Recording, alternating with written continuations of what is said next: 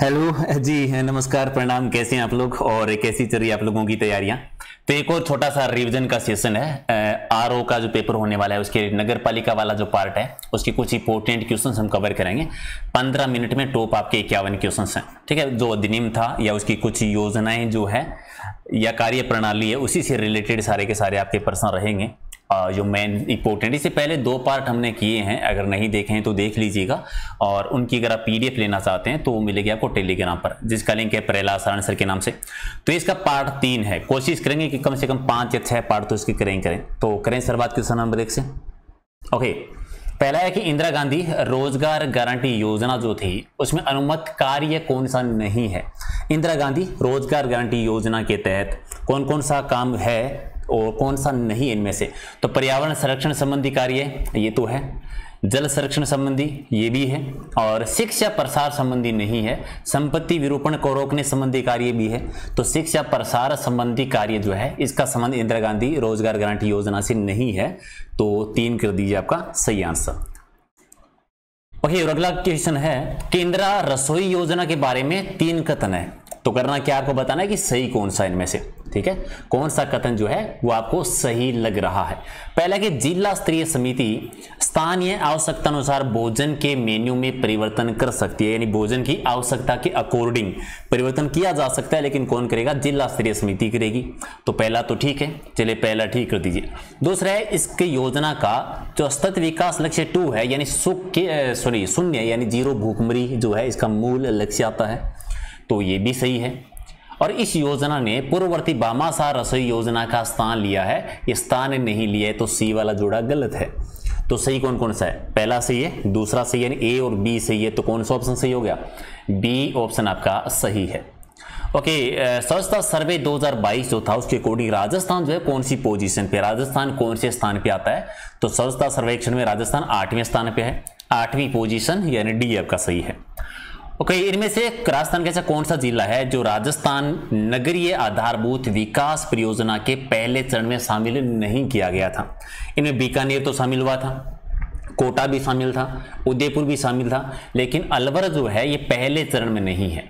अलवर जो है पहले चरण में नहीं है, डी आपका सही है।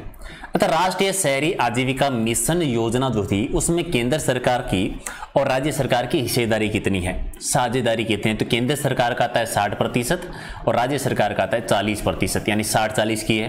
तो बी ऑप्शन आपका सही है।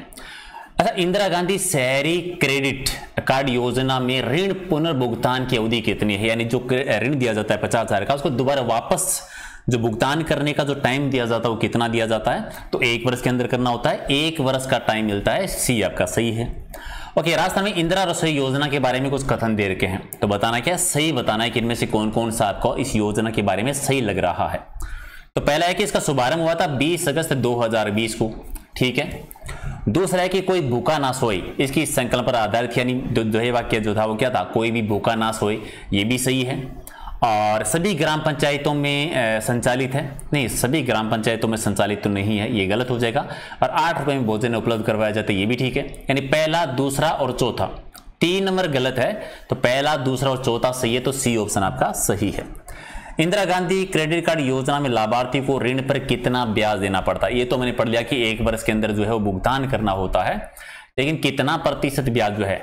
तो 5% लगता है कि 7% या 10%? तो ब्याज नहीं लगता, ये ब्याज मुक्त ऋण होता है। तो डी हो जाएगा right answer. Okay, Indira Gandhi शहरी क्रेडिट कार्ड योजना को लागू करने के लिए जो नोडल एजेंसी जो है वो कौन सी है? किस विभाग को इस योजना की नोडल एजेंसी बनाई गई थी? तो स्वायत्त शासन विभाग को बनाया गया था, बी आपका सही है।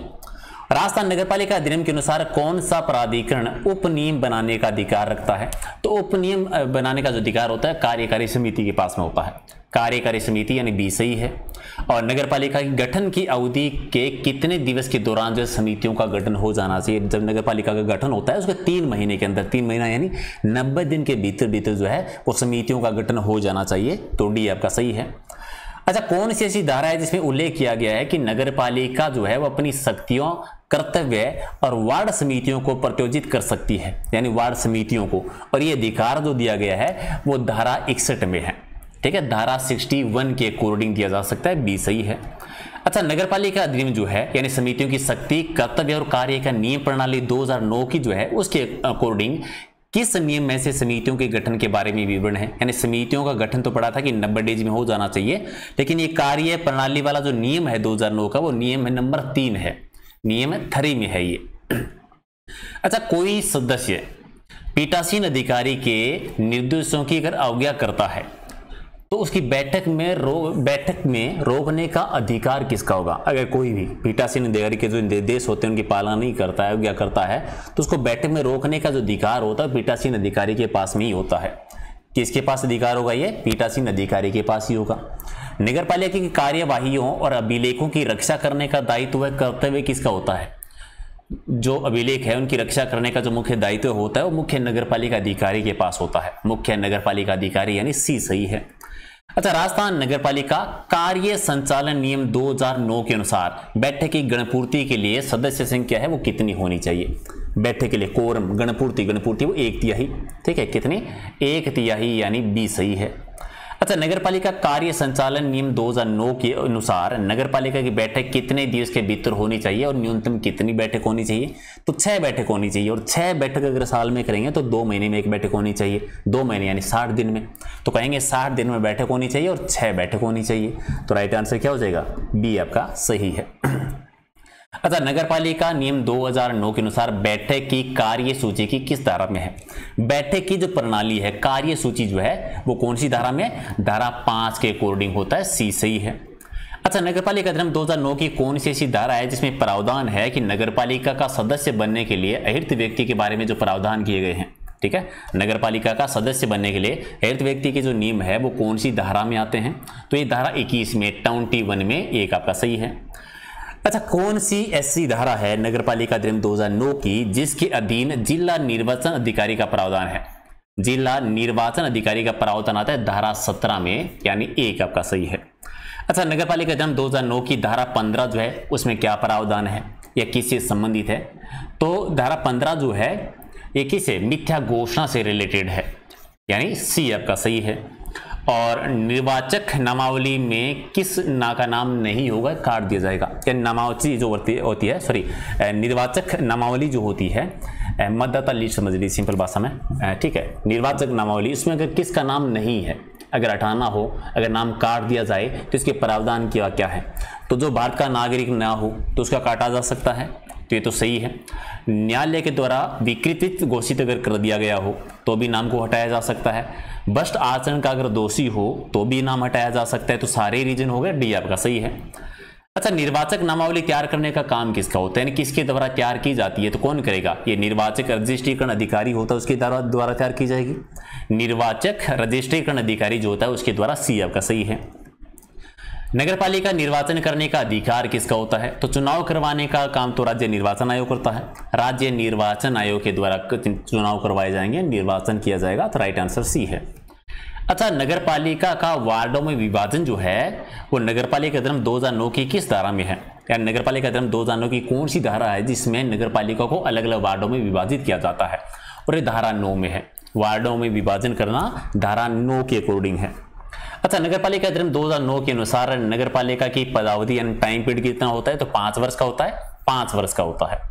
और नगरपालिका अधिनियम 2009 के अनुसार नगरपालिका के सदस्यों के स्थानों की कुल संख्या में से आधे स्थान किसके लिए आरक्षित होंगे? यानी टोटल जो पद जो है उसमें 50% आरक्षण है, और वो किसको है? महिलाओं को। 50% आरक्षण यानी आधे पद जो है वो किसके लिए? महिलाओं के लिए है। राजस्थान नगरपालिका अधिनियम 2009 के अंतर्गत नगरपालिका के सदस्यों को हटाया जा सकता है। अगर नगरपालिका के सदस्यों को हटाना है तो कैसे हटाएंगे? बिना इजाजत के अगर 3 बैठकों में भाग नहीं लेता है, बिना परमिशन के अगर प्रेजेंट नहीं होता है तो हटाया जा सकता है, सही है। पद का अगर दुरुपयोग कर लिया जाए, अगर वो अपने पद का दुरुपयोग करता है तो भी उसे हटा सकते हैं। और कर्तव्य पालन करने में अगर असमर्थ रहे तो भी हटाया जा सकता है। तो तीनों ही रीजन हो सकते हैं, तो डी आपका सही है। नगरपालिका अधिनियम 2009 के अंतर्गत नगरपालिका सदस्य पद की शपथ का जो प्रावधान किया गया है वो कौन सी धारा में? 37 में, 37 में शपथ। ओके, नगरपालिका अधिनियम 2009 के अंतर्गत जिला न्यायाधीश के आदेश से निर्वाचन संबंधी मामलों में अपील की जा सकती है। कहां पर? ठीक है, जिला न्यायाधीश के आदेश से हो सकता है कि निर्वाचन संबंधी अगर मामला उसमें अगर अपील करनी हो तो कहां पर, हाई कोर्ट में यानी उच्च न्यायालय में की जा सकती है। नगरपालिका अधिनियम 2009 में निर्वाचन याचिका का प्रावधान जो है वो कौन सी धारा में है, निर्वाचन याचिका का प्रावधान आता है 31 में यानी 31 में है। और नगरपालिका अधिनियम 2009 में भ्रष्ट आचरण माना जाएगा। भ्रष्ट यानी कोई व्यक्ति भ्रष्टाचार कर रहा है, कब मानेंगे, अगर मतदाता को रिश्वत देता है तो मान सकते हैं। धर्म जाति के नाम पर अगर घृणा फैला रहा है, नफरत फैला रहा है तो भी इसका भ्रष्ट आचरण मानेंगे। प्रतिद्वंदी को अगर धमकी दे रहा है, थ्रेट दे रहा है तो भी जो है भ्रष्ट आचरण माना जाएगा। तीनों ही सही है तो डी आपका सही है। ना रेशन देना है, ना जाति धर्म के नाम पर द्वेष फैलाना है, घृणा फैलानी है, नफरत फैलानी है, ना ही सामने वाला प्रतिद्वंदी जो है उसको धमकी देनी है। नगरपालिका अधिनियम 2009 की किस धारा में आकस्मिक रिक्तियों के भरने का प्रावधान है? अगर पद किसी वजह से खाली हो जाता है तो धारा 27 के अकॉर्डिंग राजस्थान नगरपालिका अधिनियम 2009 के अंतर्गत सदस्यों की निहिरता जो है वो कैसी हो सकती है? तो या तो ऐसी हो सके अगर अपराध सिद्ध हो जाए तो है, या फिर न्यायालय ऐसे दिवालिया घोषित कर दे, या 2 से अधिक संतान हो, ठीक है, तो तीनों ही सही है, डी आपका सही है। राजस्थान नगरपालिका अधिनियम 2009 की धारा 24 में क्या है? धारा 24 जो है ये निर्वाचन की साधारण नियोगिताएं हैं। निर्वाचन की नियोगिताओं का जो प्रावधान है वो धारा 24 में है। राजस्थान नगरपालिका अधिनियम 2009 की किस धारा में यानो ध्वनि विस्तार को, बैनर, होर्डिंग आदि के उपयोग पर रोक संबंधी प्रावधान है? और ये धारा 23 में आता है। चलिए ये बताओ कि राजस्थान नगरपालिका अधिनियम 2009 जो है उसकी कौन सी धारा में एक से अधिक वार्डों से निर्वाचन लड़ने पर रोक का प्रावधान है कि एक से ज्यादा वार्ड से वो चुनाव नहीं लड़ सकते, एक से ज्यादा नहीं लड़ सकते, वो 22 में है, 22 में।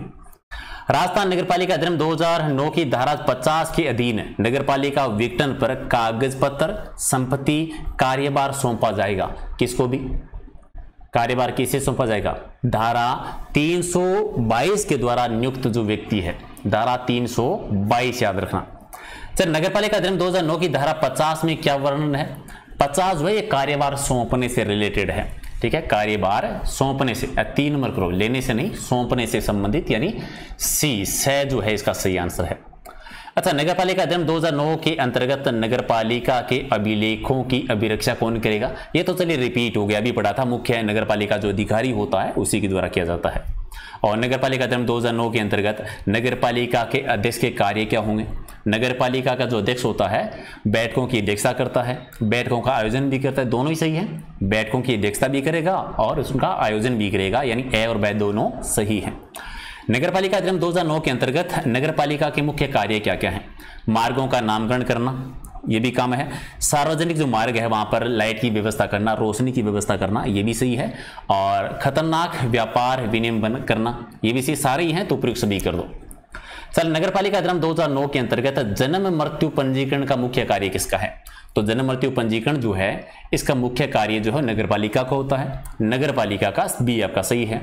और नगरपालिका अधिनियम 2009 के अंतर्गत नगरपालिका उपाध्यक्ष अगर अपना त्याग पत्र देना चाहे, उपाध्यक्ष अगर अपना त्याग पत्र देना चाहे तो किसे देंगे? अध्यक्ष को देंगे। किसे देंगे? अध्यक्ष को। अब आप कमेंट करके बता दो, लास्ट वाले सेशन में मैंने करवाया था कि अगर अध्यक्ष अगर अपना त्याग पत्र देना चाहें तो किसे देंगे? नगरपालिका अधिनियम 2009 के अंतर्गत प्रत्येक नगरपालिका में क्या होगा? क्या होगा? अभी प्रत्येक नगरपालिका में एक अध्यक्ष होता है और एक उपाध्यक्ष होता है। एक अध्यक्ष होता है और एक उपाध्यक्ष, ए और ब दोनों सही है, सी आपका सही है। नगरपालिका अधिनियम 2009 की धारा 38 में क्या प्रावधान है? 38 जो है वो त्याग पत्र देने से संबंधित है, ठीक है। त्याग पत्र का जो प्रावधान है वो धारा 38 में है। नगरपालिका अधिनियम 2009 की धारा 37 के अधीन शपथ लेने में विफल होने पर क्या होगा? देखो 38 पढ़ा था त्याग पत्र देने से, 37 है शपथ लेने से। उसके अकॉर्डिंग अगर शपथ लेने में सफल नहीं होता, विफल हो जाता है तो क्या होगा? विफल हो जाता है तो पद खाली माना जाएगा, पद है वो रिक्त माना जाएगा, यानी बे आपका सही है। अब ये मत कर देना दोबारा मौका दिया जाएगा, तो बी आपका सही है। राजस्थान नगरपालिका अधिनियम 2009 के अनुसार यदि किसी वार्ड समिति में एक ही वार्ड, तो वार्ड समिति का अध्यक्ष होगा। किसी वार्ड समिति में एक ही वार्ड है तो वार्ड समिति का जो अध्यक्ष है वो कौन बनेगा? तो वार्ड समिति का अध्यक्ष बनेगा उसी वार्ड का नगरपालिका का जो सदस्य है। उसी वार्ड में जो नगरपालिका का सदस्य है वही उस वार्ड समिति का सदस्य बनेगा अगर एक ही वार्ड है तो, ठीक है। अगला है कि नगरपालिका अधिनियम 2009 के अंतर्गत वार्ड समिति के गठन के लिए नगरपालिका की जनसंख्या कितनी होनी चाहिए? वार्ड समिति के गठन के लिए 3 लाख से अधिक होनी चाहिए, 3 लाख से अधिक, यानी सी आपका सही है। और राजस्थान नगर पालिका अधिनियम 2009 के अनुसार वार्ड समिति के गठन का प्रावधान जो है वो किसमें, वार्ड समिति के गठन का प्रावधान है 54 में, ठीक है, याद रखना। और एक ही वार्ड हो तो उसमें उस वार्ड समिति का जो अध्यक्ष है उसी वार्ड का जो सदस्य होगा ना, नगर पालिका का सदस्य, वही वहां का क्या बन जाएगा, अध्यक्ष बन जाएगा। और 51 और लास्ट, उससे पहले लाइक शेयर कर दीजिए अगर नहीं किया है तो। नगर पालिका अधिनियम 2009 के अनुसार अध्यक्ष के विरुद्ध अगर अविश्वास प्रस्ताव लाना हो तो कौन सी धारा के अकॉर्डिंग ये प्रावधान है, तो धारा 53 के अकॉर्डिंग। अगर अध्यक्ष के विरुद्ध अगर अविश्वास प्रस्ताव लेके आना हो तो कौन सी धारा के अकॉर्डिंग ये प्रावधान है, धारा 53 में। तो चलिए ये थे 51 क्वेश्चन, उम्मीद है कि अच्छा ही गया होगा आपका स्कोर। तो जो भी स्कोर रहा है या जितने भी आपने सही किए हैं कॉमेंट करके बता देना कि कितने आपने सही किए हैं। और फिर मिलेंगे एक नए सेशन में कुछ और इंपॉर्टेंट क्वेश्चनों के साथ। आप लोग भी तब तक लाइक शेयर कर दीजिए। और पीडीएफ लेना है तो टेलीग्राम पे मिल जाएगी, जिसका लिंक आप जानते हैं परेला सारण सर के नाम से। बाकी आपका इंस्टाग्राम और ये फेसबुक पेज का लिंक है, वहाँ पर भी ऐड होना चाहें तो हो सकते हैं। Okay, thank you so much.